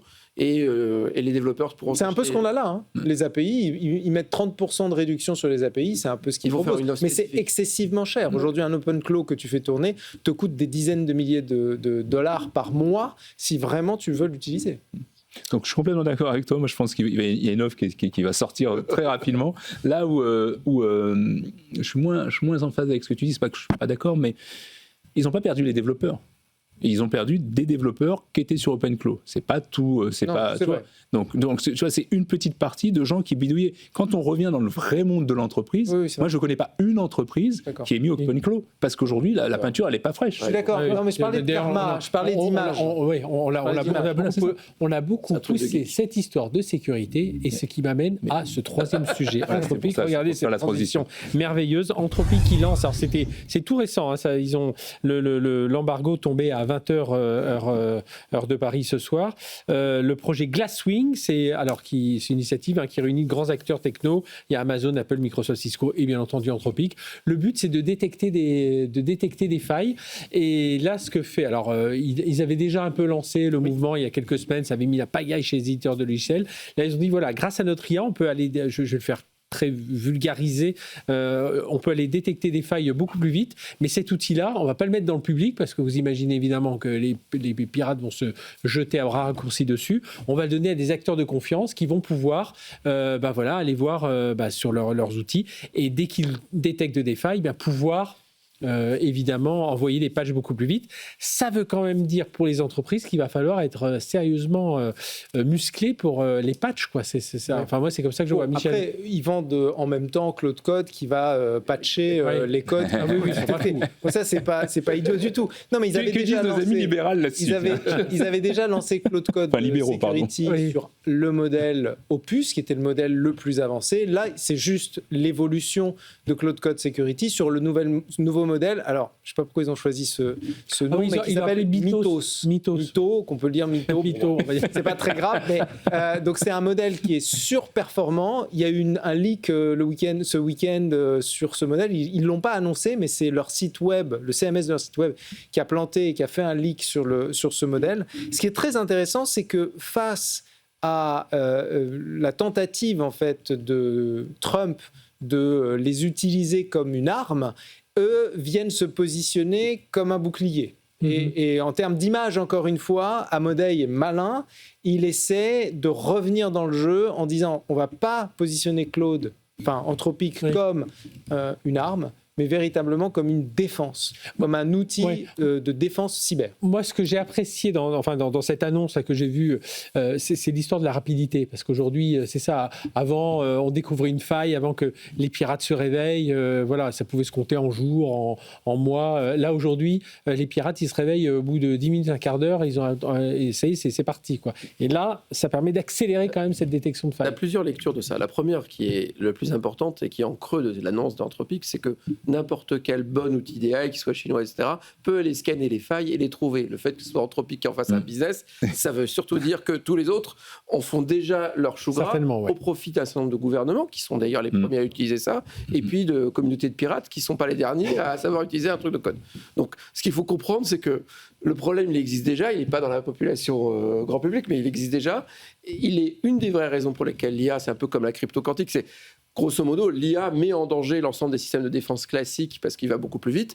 Et donc, c'est une des conséquences de ça. Et on n'en parle pas assez en cybersécurité. Mais bon, il y a plein de choses que tu peux faire avec des agents qui peuvent être très méchants et complètement donner du pouvoir aux pirates. Donc, le problème, il est partout. Aujourd'hui, Anthropic continue de surfer sur le camp du bien, qui a l'air d'être sa nouvelle marque de fabrique. Et confiance, sécurité. De commencer à apparaître comme plus... ils essaient d'associer à leur marque, et là encore une fois, il faut voir la stratégie marketing hyper focus. Qu'est-ce qui est important pour l'entreprise ? La sécurité. Ils sont allés chercher Microsoft, CrowdStrike, Palo Alto. Ils sont allés chercher leurs partenaires, c'est leurs actionnaires en plus. Donc, ils sont allés chercher leurs actionnaires qui leur donnent cet argument de sécurité. Donc ça, moi, ce que je vois, c'est qu'ils commencent à devenir enterprise ready, ils parlent tout le langage de l'entreprise, tous les codes de l'entreprise, et tu auras un projet Anthropic, parce que quand tu vends à une entreprise, le commercial, le temps qu'ils comprennent comment fonctionne Schneider ou autre, c'est très très long. Donc le pire qui puisse t'arriver, c'est d'avoir un seul produit à vendre. Ce qu'ils sont en train de faire, c'est, contrairement à OpenAI qui va vers plein de cibles, eux ils vont vers l'entreprise et ils vont couvrir tous les besoins de l'entreprise. La sécurité et la cybersécurité, c'est un des patchs, ils ont identifié le besoin, ils offrent le remède, ça va être les 30 milliards plus facile. Salim. Alors, complètement en phase. Après, si on essaie de ne pas être, trop dur par rapport à Anthropic, je pense que c'est pas une nouvelle... je pense qu'il en joue bien sûr, hein, ce côté un peu je suis le plus sécure, etc. Je pense que dès le début, c'était dans les gènes. C'est aussi pour ça qu'ils sont partis d'OpenAI, si tu veux. Dès le début, c'était même si l'équipe reste encore petite, c'était ceux qui avaient la plus grosse équipe sur l'alignement, justement, pour être sûr qu'il n'y ait pas de dérive dans l'IA. Donc moi, je veux croire qu'ils ont quand même un bon côté, même si derrière il y a des gros sous évidemment. Là où la vraie question pour moi qui se pose dans tout ça, c'est est-ce qu'à un moment, et c'est toujours le débat entre propriétaire et close et open en fait, hein, c'est de se dire est-ce qu'à un moment on doit tout mettre en open ? Moi j'ai toujours dit, je pense que sur l'IA, autant jusqu'à présent je disais ok, sur l'IA je pense que c'est pas une bonne idée. Et là on s'en rend compte justement sur ces problèmes de cybersécurité, il faut bien qu'il y ait quelqu'un qui soit le gardien des clés. Si tu donnes les clés à tout le monde, tout le monde peut rentrer chez toi. Donc, il y a un moment, il faut quand même qu'il y ait une structure qui puisse. Pas d'accord. Michel, c'est là où. C'est pour ça que je disais qu'est-ce qu'en pensent les libéraux. Non, mais c'est un point philosophique. C'est-à-dire que moi, je crois beaucoup à la course qui nous amène au combat entre les bons et les méchants avec les mêmes armes. Et progressivement, c'est un peu l'histoire du vaccin et du virus. C'est-à-dire qu'on apprend aussi en se confrontant à la difficulté. Donc, d'une certaine manière, moi, je suis plutôt pro-open source. Pour la raison. Allez, ouais, mais on parle de sécurité. Il y a un mot de Salim, puis mais même pour les mêmes raisons. Si je suis américain, j'adore le close. Si je suis chinois, j'adore l'open. Et si je suis européen, j'adore l'open aussi. Donc en fait, pour les Européens, la seule manière de rattraper le retard, si on veut sur la c'est d'avoir accès à la capacité de rattraper, peut-être pour que la prochaine innovation soit portée par nous et non pas le bénéfice des Américains. Le système le plus sécure de la planète reste Linux. C'est un système open source. Ce qui n'a pas été le cas de Windows pendant des années parce que c'était un système cloud source et parce que les ressources qu'ils développent dessus sont planétaires. Eh bien, messieurs, merci de vos débats éclairés, de vos débats techniques, évidemment à retrouver, si vous n'avez pas vu le début, en podcast. Et puis, ce sera aussi sur YouTube, sur nos sites BFM Business. Merci à tous les trois. Oui, on y revient. Thomas Serval, PDG de Barracuda, Michel Lévy-Provençal, fondateur de TEDx Paris, l'agence Brightness, et donc Captain QAPTEN, voilà, si vous voulez avoir compliqué, et puis, un mot, Salim, fondateur de Mars, donc ce sera le 13 avril, Château-Forme, Paris. C'est l'AI Action Day. Le but, c'est de former un peu... Voilà, on met tout le monde à niveau sur l'IA parce qu'il y a un écart qui est en train de se creuser dans les entreprises. Et donc, c'est une grosse demande. C'est comment on arrive à mettre les équipes sur le même référentiel pour que tout le monde utilise bien l'IA et non pas qu'il fasse n'importe quoi. Voilà, et bien ce sera donc le 13 avril, Châteaufort. Merci d'avoir été avec nous tous les trois. Dans un instant, le Tech Flash, tout ce qu'il faut retenir de l'actu tech avec Léa Benaïm, et on enchaînera avec KT, l'investisseur clé dans la start-up de Yann Lequin. Et puis tiens, on partira dans l'espace. Alors non pas pour parler d'Artemis, mais pour parler de Space Locker. C'est une sorte de blablacar des satellites. Allez, restez avec nous, vous comprendrez tout ça. À tout de suite sur BFM Business. Tech & Co, la quotidienne sur BFM Business. Tech & Co, la quotidienne, Tech Flash. Allez, BFM Business Tech & Co, c'est reparti sur BFM Business, le Tech Flash, tout ce qu'il faut retenir de l'actualité tech du jour. Léa Benaïm, journaliste BFM Business, bonsoir. Bonsoir Fred et bonsoir à tous. Et à la une, c'est une première. Anthropic pourrait dépasser OpenAI en termes de chiffre d'affaires. L'entreprise derrière Claude vise 30 milliards de revenus d'ici l'année prochaine contre 24 pour son principal concurrent. Et pourtant, ChatGPT flirte avec le milliard d'utilisateurs, très loin devant Anthropic, mais qui lui arrive à monétiser ses services, contrairement à OpenAI où la plupart de ses abonnés utilisent la version gratuite. Et puis toujours dans l'IA, le mercato des talents continue. Jeff Bezos vient de recruter l'un des cofondateurs de xAI, également passé par OpenAI. Kyle Kozik rejoint ainsi le projet Prometheus, le laboratoire d'IA du fondateur d'Amazon, avec pour ambition d'utiliser l'IA pour remodeler le secteur industriel. Et puis Léa, le collier intelligent Friend de la société Friend.com ne sortira pas finalement en France ni en Europe. Et oui, et ce malgré une campagne marketing inédite, notamment en France. L'accessoire qui se présente comme un ami virtuel censé lutter contre la solitude vient d'être retoqué par la Commission européenne. La start-up a donc suspendu ses ventes dans le vieux continent jusqu'à nouvel ordre pour se conformer au RGPD. Leur voix était clonée par l'IA sans autorisation.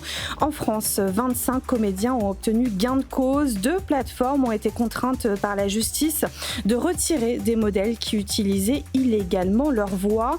Cela concerne notamment les voix françaises de Julia Roberts, Angelina Jolie ou encore Harrison Ford. En revanche, les comédiens n'ont pas obtenu les 20 000 € d'indemnité qu'ils réclamaient initialement. Et à noter qu'à partir de demain, une proposition de loi visant à renforcer les droits des artistes face aux intelligences artificielles sera débattue au Sénat. Netflix s'apprête à lancer une application pour les enfants de moins de 8 ans. Puzzle, coloriage, jeux de coordination, Netflix Playground, c'est son nom, intégrera des jeux sans publicité ni frais additionnels. Une cible importante pour le géant américain, les contenus liés aux enfants représentent aujourd'hui la 2e catégorie la plus consommée sur la plateforme. Déjà testée aux États-Unis et au Royaume-Uni, l'application arrivera en France à partir du 28 avril. Et on reste dans l'univers des jeux vidéo avec Multijoueur, votre rendez-vous en compagnie de Mélinda Davansoulas, disponible en replay sur BFM Business et sur la chaîne YouTube de BFM Tech. Et au programme cette semaine, Fred, est-ce que tu as vu le film Super Mario Galaxy ? Non, c'est pas du tout dans ma to-do list encore, non. Et bien pourtant, il fait un carton au box-office. C'est l'un des meilleurs lancements de l'année et ça confirme la puissance de Nintendo au cinéma. Et on en parle dans Multijoueur. On écoute un extrait. Généralement, un bon film pop, c'est un film qui a un bon méchant. Et ils ont réussi à faire de Bowser, qui est déjà un bon méchant dans les jeux, mais un très bon méchant, voilà, c'est avec Illumination, un très bon méchant en long métrage.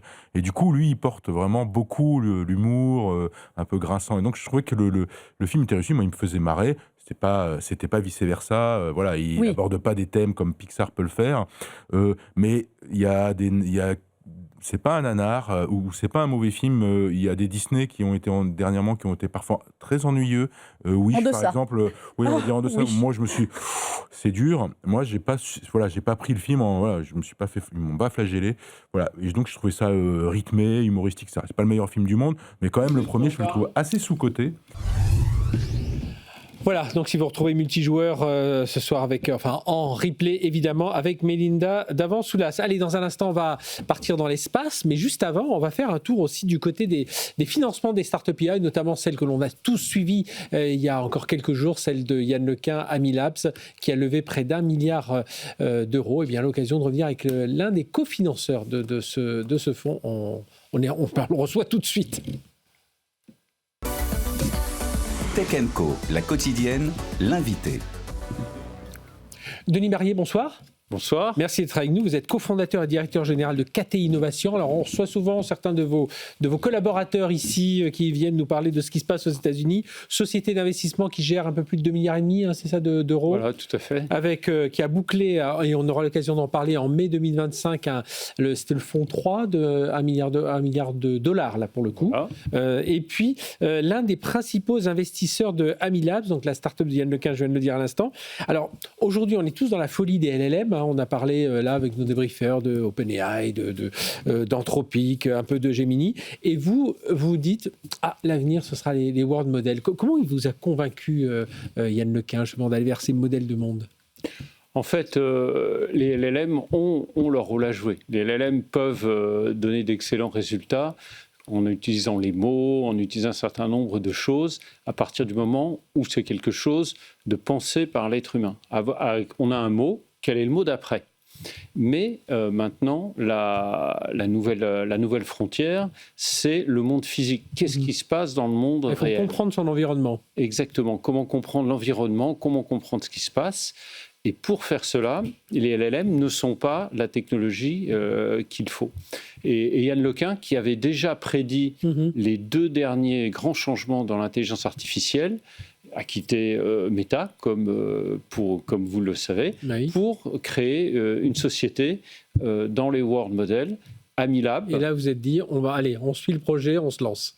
Nous, d'abord, on était convaincus, effectivement, qu'il fallait une nouvelle vague, que d'ailleurs, les LLM commençaient à plafonner. Un peu plus, parce que autant les LLM, là, ça bouge beaucoup. Ça. Ouais. Alors, il a fallu, c'est vrai que les premiers LLM, si on regarde bien, c'était 2017-2018, et puis il y a vraiment eu l'explosion en 2022. Là, les modèles de monde, on sait qu'on se projette à un peu plus long terme, hein, c'est ça ? Non, les modèles commencent un petit peu à plafonner, en donnant d'excellents résultats, mais pour le monde réel, il faut autre chose. Et donc, avoir la chance d'avoir quelqu'un comme Yann Lequin, qui est une référence mondiale, qui lançait sa société et qui, en plus, voulait lancer la société en l'incorporant en France. Je pense que vous parliez du fonds d'1 milliard qu'on a levé pour l'intelligence artificielle, qui est le plus grand fonds d'Europe. Eh bien, on l'a levé effectivement pour financer des entrepreneurs, et notamment des entrepreneurs français, qui ont des ambitions mondiales. Alors, je disais KT Innovation, vous êtes, parce qu'il y a 3-4 gros fonds, hein, enfin 3-4 grosses fonds qui ont mis des belles levées, qui ont mis pas mal d'argent dans la start-up de Amilabs, de Yann Lequin, dont vous faites partie. Hein, c'est ça, vous êtes les 3. C'est ça, Tout à fait. On était 4 co-leads, comme on dit. Et comme dans les bonnes histoires, on a un Anglais, un Américain, une personnalité, Jeff Bezos, et un Français. Et il fallait un Français. Nous, on est le local de l'État. Comment on se dit, tiens, je vais mettre 100, 200, 300, ou beaucoup plus, enfin, dans ce type, voilà. Qu'est-ce qui va décider un peu le montant ? Je crois que ce qui décide le montant, c'est ce qu'on en fait. Donc, effectivement, pour lancer une nouvelle génération d'intelligence artificielle, il faut de l'argent. Bien que les world models à entraîner puissent être entraînés pour moins cher que les LLM. Et donc, il faut être capable de faire confiance aux entrepreneurs et de leur donner le montant de financement qui est nécessaire pour leur permettre d'aller loin et peut-être de devenir les leaders mondiaux de leur technologie. Parce que j'imagine que c'est ça aussi qui vous a motivé, Denis Barrier. Alors, KT Innovation est présent en Europe, mais vous êtes aussi San Francisco, New York, vous êtes en Asie aussi, enfin en Chine, à Singapour. Europe, vous êtes France et Allemagne. Vous avez dit aussi... On doit, en tant que venture capitaliste européen, on se doit de défendre cette IA européenne. Voilà, ça fait aussi partie, j'imagine, de ce qui vous a poussé à prendre cette décision de à la fois, on est convaincu du potentiel économique, du potentiel de gain pour nos investisseurs, mais aussi, je dirais qu'il y a un certain sens de la responsabilité. Et on s'est dit que ce projet aussi était bon pour la France, qu'il fallait le faire, qu'il y avait une chance de participer à la création d'un écosystème et enlever ce fonds d'1 milliard avec aussi des souscripteurs comme BPI. On ne voulait pas se dérober, voilà. C'était pas possible. Mais 2025, c'était ça. Vous avez levé 1 milliard de dollars pour le coup. Et donc, dédié à l'IA. Dédié à l'IA. Et donc à l'IA et notamment à sa transformation industrielle. Qu'est-ce qu'on fait de l'IA ? Comment on transforme les choses. Et donc ce projet qui en plus, on parle de Yann Lequin, qui est, je dirais, la tête de gondole. Mais derrière, il y a une équipe extraordinaire. Alexandre Lebrun, qu'on connaît bien. Il n'est pas tout seul. Alexandre, qu'on a déjà financé, qui a fait un succès extraordinaire pour nous avec Nabla, dans la santé. Donc c'est un ensemble de gens qui se connaissent, qui ont travaillé ensemble et qui ont envie de créer ensemble un leader mondial. Et on le voit bien aujourd'hui, on en parlait tout à l'heure dans les problèmes de gouvernance de certaines... on voit les problèmes de gouvernance chez OpenAI. Voilà, il faut que cette entente aussi entre ceux qui cherchent, ceux qui montent le business, ceux qui investissent, il faut vraiment qu'il y ait cette entente importante aujourd'hui. Avec ces modèles de monde aussi, vous imaginez vous diriger un peu vers des secteurs, des secteurs verticaux. On parlait de santé tout à l'heure avec Nabla, c'est les services financiers, l'énergie, évidemment on peut les étendre, mais vous, c'est là aussi, vous dites, tiens, on n'est pas obligé d'avoir le grand modèle généraliste, on peut peut-être se focaliser sur 4-5 secteurs au début. Alors, déjà, je peux vous donner un secteur où les world models sont clairement les modèles adaptés, c'est le secteur de la santé. Pourquoi ? Parce que dans les LLM, on parle de mots. Et donc, on imagine la santé avec des mots. Et rapidement, on hallucine. Tandis que si on le fait en voyant véritablement le corps, en voyant les maladies se développer, on n'hallucinera pas. Et donc, on sera beaucoup plus précis. Et donc, les world models vont être la technologie qui va permettre de vraiment révolutionner la santé. Et quand on dit et on est aussi attaché au fait que ce qu'on finance soit quelque chose qui a un impact positif. Il ne nous a pas échappé que la société s'appelait AMI. Oui. Donc ça montre aussi l'état d'esprit qui anime tout le monde.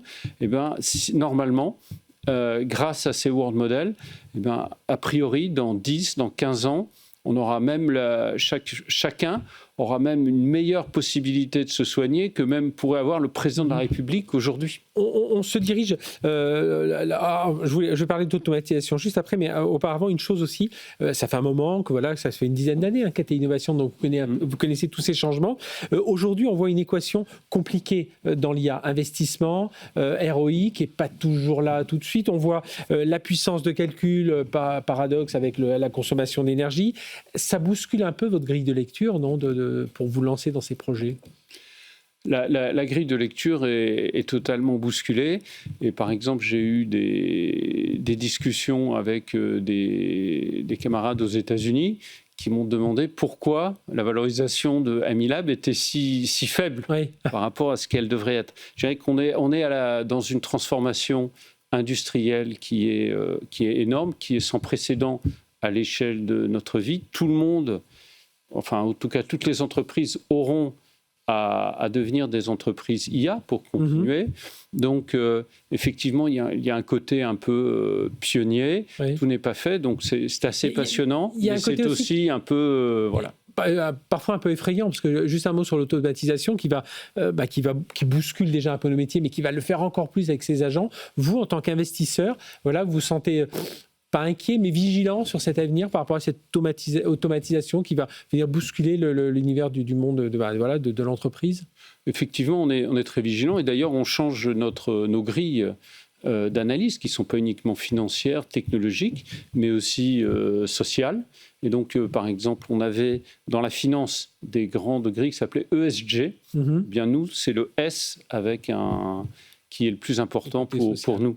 Donc, effectivement, ça change la façon dont on travaille, ça change ce qu'on fait, et on est extrêmement attentif à l'utilité de ce qu'on fait. Et c'est par l'utilité de ce qu'on fait qu'on peut arriver à faire quelque chose de bien pour le long terme, qui est finalement la seule chose qui va permettre de continuer à faire ce qu'on fait. Eh bien, merci d'être venu parler de tout ça. Denis Barrier, je rappelle, vous êtes cofondateur, directeur général de KT Innovation, donc l'un des grands fonds qui ont investi, notamment, enfin, ils ont beaucoup d'entreprises, mais là, votre actualité, c'était notamment autour de ce tour de table de Ami Labs, la société de Yann Lequin. Merci d'avoir été avec nous. Allez, tout de suite, rendez-vous avec la rédaction de BFM Tech.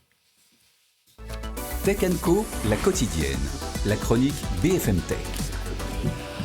Et nous retrouvons Salomé Ferrari. Bonsoir Salomé. Bonsoir. Journaliste donc chez BFM Tech. Alors, Sam Altman serait-il un problème pour OpenAI au moment où OpenAI traverse une sérieuse zone de turbulence, on en parle ici suffisamment tous les soirs.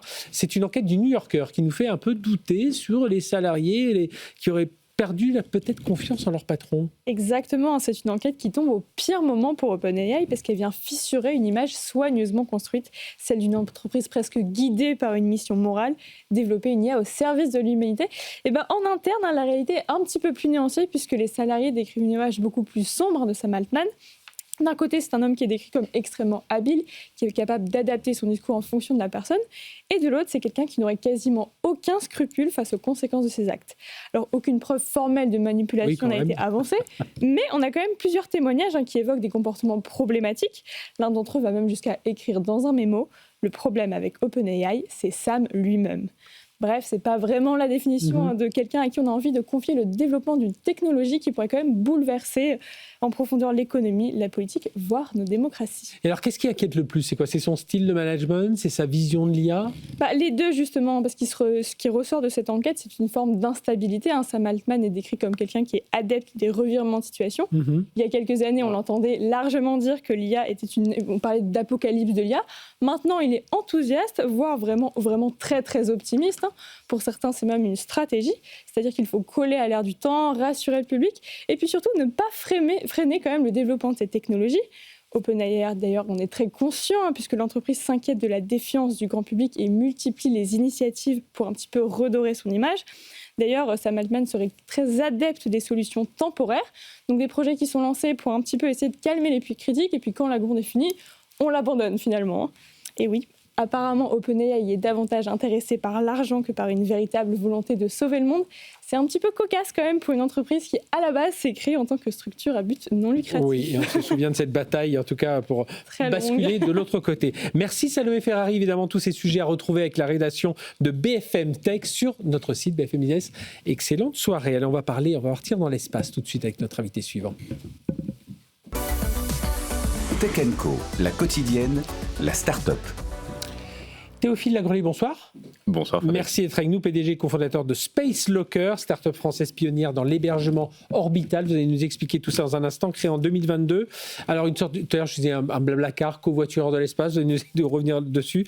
Un premier satellite déjà mis en orbite, on va en reparler. Mais juste, on parle beaucoup d'espace là, évidemment, en ce moment, j'imagine que vous avez, comme tout le monde, les yeux rivés sur la Lune, la Terre, tout ce qui s'y passe. On vit. Comment vous interprétez ce qu'on vit aujourd'hui et en quoi ça peut aider, au-delà de l'aspect technologique, etc., mais en quoi ça peut aider justement cette space tech là aujourd'hui ? Alors, très bonne question. En effet, il y a beaucoup d'actualités en ce moment autour du spatial, avec le retour autour de la Lune. Je pense qu'on assiste à une nouvelle course à l'espace où les États-Unis doivent rattraper l'avance qu'a pris la Chine aujourd'hui, et donc on a une certaine course qui est, contrairement à celle contre l'URSS, est aujourd'hui menée avec beaucoup de support du privé, ce qui fait aujourd'hui une partie de l'essor de ce qu'on appelle le New Space. Ça veut dire que pour vous, qui êtes dans cet univers du Space Tech, c'est entre guillemets un peu plus facile, même si c'est jamais facile d'aller chercher de l'argent, mais c'est un peu plus facile de convaincre et de dire, regardez, nous, on peut être l'un des acteurs de cet univers. Alors, on voit en effet un intérêt marqué sur le spatial, sur les enjeux de souveraineté associés au spatial, etc.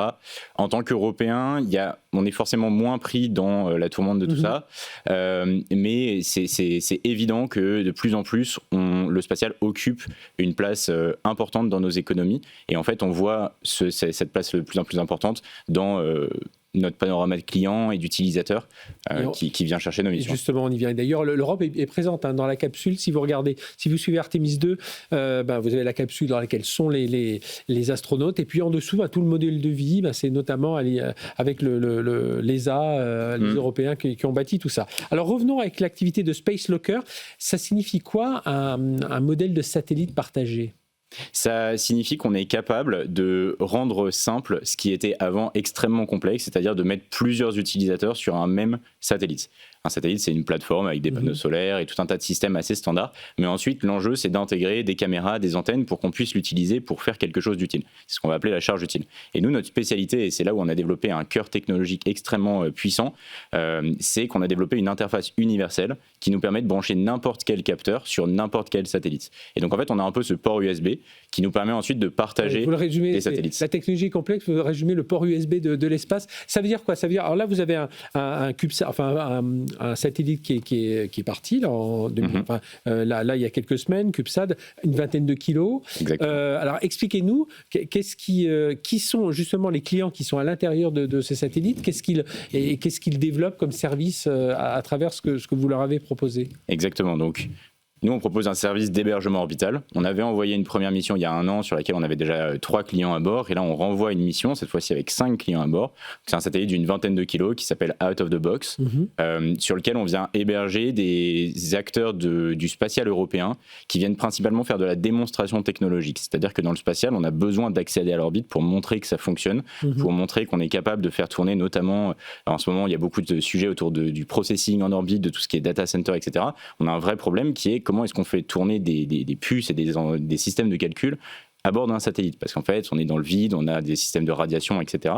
Et donc on a beaucoup de demandes pour accéder à l'orbite rapidement et de manière beaucoup plus accessible. Il va faire ses tests donc dans votre... Exactement. Et donc ça veut dire, moi par exemple, je suis une société spécialisée dans la communication laser. Je veux voir si mon laser peut renvoyer, je sais pas, des signaux vers la Terre ou tout ça. Voilà, je vais louer entre guillemets un espace au sein de votre satellite.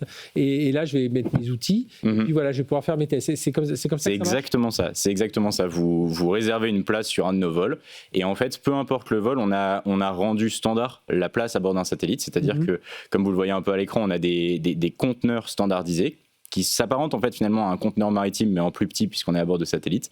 Et donc en tant que client, vous allez recevoir ce conteneur, vous allez pouvoir intégrer votre caméra, votre antenne, votre processeur et ensuite nous on l'intègre sur un satellite qui va décoller et ensuite on vous permet de faire tourner cette expérience. Et donc vous c'est le plug vers le système quoi, de satellite qui est votre technologie quoi. Vous avez dit un peu voilà port USB mais voilà au moins on comprend bien ce que ça veut dire mais c'est ça, c'est ce plug. Je vais rester avec mon idée de laser, j'arrive avec mon boîtier, mes différents instruments, capteurs, etc. Et hop, je le plug dessus et c'est parti, je vais pouvoir le faire fonctionner. Et oui, donc et la en fait, communication... on vient résoudre un problème qui est celui de l'accès à l'orbite. Aujourd'hui, envoyer des satellites, c'est devenu plus simple. Mais en fait, la problématique, c'est que construire une mission spatiale de A à Z, c'est extrêmement long, c'est extrêmement complexe. Et même pour un petit satellite, il vous faut une équipe de professionnels, etc. Et on a beaucoup d'utilisateurs qui maintenant souhaitent accéder à l'orbite, mais qui n'ont pas ces compétences. Et donc l'enjeu, c'est de leur offrir des vols de qualité, avec de la fiabilité, etc. Mais beaucoup plus rapidement. Aujourd'hui, on passe de 18 mois à 9 mois et beaucoup moins cher. On divise quasiment par 3 le prix d'accès à l'orbite. C'est ça, l'avantage, c'est ça, c'est des missions moins chères, plus rapides, un ROI. Est-ce qu'on peut aussi, parce qu'on sait qu'aujourd'hui, c'est l'un des grands enjeux dans ce domaine du spatial, c'est l'exploitation des datas. Et là, du coup, vous jouez un rôle parce que de ce que je comprends, vous êtes à la fois l'opérateur et vous disiez c'est compliqué de faire des missions, vous êtes concepteur de ces missions. C'est vous qui allez proposer à moi, industriel dans mon laser, là, de comment on va monter cette mission. Exactement. Le mot-clé, c'est opérateur. On ne va pas construire des satellites. On travaille avec des satellitiers du monde entier. Aujourd'hui, on travaille avec une trentaine de satellitiers qui font divers types de satellites. On va même héberger certains clients sur la Station spatiale internationale, par exemple. Et donc, en fait, nous, notre rôle, c'est d'être capable de faire l'adaptation de nos clients sur ces différents satellites. Et donc, ça, c'est la technologie que je vous décrivais. Et une fois que c'est en orbite, d'être capable de faire tourner toute l'infrastructure qu'il y a derrière pour que nos clients aient effectivement accès à la donnée. Parce qu'en fait, il y a un vrai enjeu. On n'envoie pas des satellites simplement pour envoyer des satellites. L'enjeu, c'est ensuite de la donnée. On envoie nos satellites pour générer des données utiles d'observation de la Terre, de télécom, qui sont utilisées par nos économies ensuite. Et donc, tout cet enjeu d'accès à la donnée, de facilitation de la redescente, etc., on va faire un peu le même rôle qu'un hyperscaler pour le cloud. On va gérer cette infrastructure pour donner un accès à cette infrastructure à nos clients. D'accord. Ça veut dire que votre satellite, là, out of box, hein, c'est ça qui est parti il y a quelques semaines, il a une durée de vie de combien ? Il va rester entre 3 et 5 ans en orbite. Ça varie fortement en fonction des types de porteurs. On a des satellites qui vont rester environ 10 ans, voire même un peu plus. C'est là où vous allez, je regarde toujours mon exemple de société, c'est là où vous allez me conseiller en me disant, tiens là, on va plutôt vous mettre sur ce satellite qui va durer 3 à 5 ans, ou alors si j'ai une mission beaucoup plus importante, vous allez me guider à travers votre offre de conception de en fait, on ne fait pas forcément du conseil à proprement parler parce que ça ne serait pas scalable et ce n'est pas dans notre ADN. Nous, on va vraiment être un acteur d'infrastructure. Mais par contre, ce qu'on va faire, c'est qu'on va permettre à nos utilisateurs de choisir un vol sur lequel il va y avoir à la fois la place, les ressources en termes de puissance, de données, etc. pour répondre à leurs besoins, le bon orbite, puisqu'il faut aller, la bonne orbite pour aller sur une orbite basse, une orbite géostationnaire, etc. Et ensuite, d'avoir accès au bon moment à ce vol. Et donc, c'est ensuite un enjeu de calendrier qui est assez important. Et alors, Théophile Lagrelais, donc je rappelle, vous êtes PDG cofondateur de Space Locker. Vous ne fabriquez pas ces satellites, mais ça veut dire que vous pouvez proposer, là on a parlé d'un satellite qui faisait 20 kilos, mais ça pourrait être des satellites beaucoup plus gros, voire des satellites, on parle des nanosatellites, voire des satellites beaucoup plus petits. C'est ça ? Là, sur le cas d'Out of the Box, on est déjà dans l'extrême un peu petit. En dessous de la vingtaine de kilos, ça commence à être difficile de faire des missions de qualité. Si vous mettez 4-5 missions dedans, il faut faire. C'est tout l'enjeu. Mais par contre, de l'autre côté, on est capable d'héberger sur des satellites qui vont faire plusieurs tonnes. Je parlais tout à l'heure de la Station Spatiale Internationale. On travaille avec des acteurs comme Thales Alenia Space sur des satellites géostationnaires. Alors pour le moment, on reste en orbite basse, mais le but, in fine, c'est d'être capable d'héberger nos clients sur des orbites beaucoup plus complexes et donc avec des satellites beaucoup plus gros, en effet. Mais vous venez concurrencer des gens comme Eutelsat ou pas vraiment. C'est-à-dire que nous, on se positionne sur Eutelsat va vraiment être un acteur qui fournit de la connectivité terrestre. Nous, on va plutôt être fournisseur d'acteurs qui vont fournir de la donnée ensuite à des économies terrestres. On ne fait pas on ne fait pas la charge utile, donc on ne va pas faire un télescope, on ne va pas faire une antenne de télécom, et donc on ne fournit pas un service directement à des entreprises qui travaillent avec l'économie terrestre, mais on va travailler avec plutôt des entreprises du spatial ou à l'inverse, et on le voit de plus en plus, des acteurs qui étaient sur une économie terrestre et qui maintenant s'intéressent au spatial comme un nouveau vecteur. Par exemple, vous faites du suivi de chaîne de logistique. Pour suivre la logistique à l'échelle mondiale, le spatial devient un vecteur extrêmement intéressant. Mais vous n'avez pas du tout d'expérience dans le spatial. Nous, on vient justement répondre à ce besoin. Et alors, vous êtes assez ambitieux, parce que je lisais, vous avez des prévisions de chiffre d'affaires supérieures à 100 millions d'euros d'ici à 2030, c'est ça ? En effet. Aujourd'hui, on est dans un marché en pleine croissance, en pleine expansion. On répond à un besoin qui est très fort, qui est l'accès à l'espace. Et l'enjeu de Space Locker, c'est pas simplement d'être un banc de test comme on l'expliquait là sur cette mission qui explique assez bien comment on s'ancre dans notre marché, mais d'être vraiment cette capacité d'étendre et de développer ces capacités une fois. Ça veut dire combien de missions Ça veut dire être capable d'envoyer plus de 50-100 capteurs par an pour des clients, alors qu'ils sont plus forcément monomissions, mais aujourd'hui on parle beaucoup de constellations et de distribution de capteurs. L'enjeu c'est plus forcément d'avoir un très gros satellite, mais d'avoir plutôt une flotte très répartie. Et donc c'est vraiment là où on va se positionner, où on va être capable d'héberger 10, 20, 50 capteurs pour nos clients sur des constellations de télécom. Et là, vous en avez déjà programmé d'ici à la fin de 2026 ? Là, aujourd'hui, on a 6 missions prévues dans les 24 prochaines années, dans les 2 prochaines années, les 24 prochains mois, et la prochaine décolle en décembre. Donc, en effet, on commence à être sur un rythme. Là, c'était avec SpaceX, hein, le dernier, c'est avec SpaceX, et là, ça... Oui, là, c'est un lancement sur SpaceX, et ensuite, on va voir de quoi seront faits les prochains lancements dans les prochaines années. On espère qu'il y aura plus de lanceurs européens. Pour le moment, on lance principalement avec SpaceX. Eh bien, merci d'être venu parler de tout ça, Théophile Lagrelais, PDG, cofondateur de Space Locker. Voilà, évidemment, on parle beaucoup d'espace en ce moment. Oui, avec cette mission Artemis, mais justement, il y a tous ces acteurs qui se mettent en place autour de la Space Tech. Merci de nous avoir suivis. On se retrouve demain, même heure, même endroit, avec François Sorel qui aura repris son poste ici. Et on se retrouve évidemment sur YouTube, les podcasts, les replays. N'hésitez pas à revoir tout Tech & Co sur BFM Business. Excellente soirée sur BFM Business. Tech & Co, la quotidienne sur BFM Business.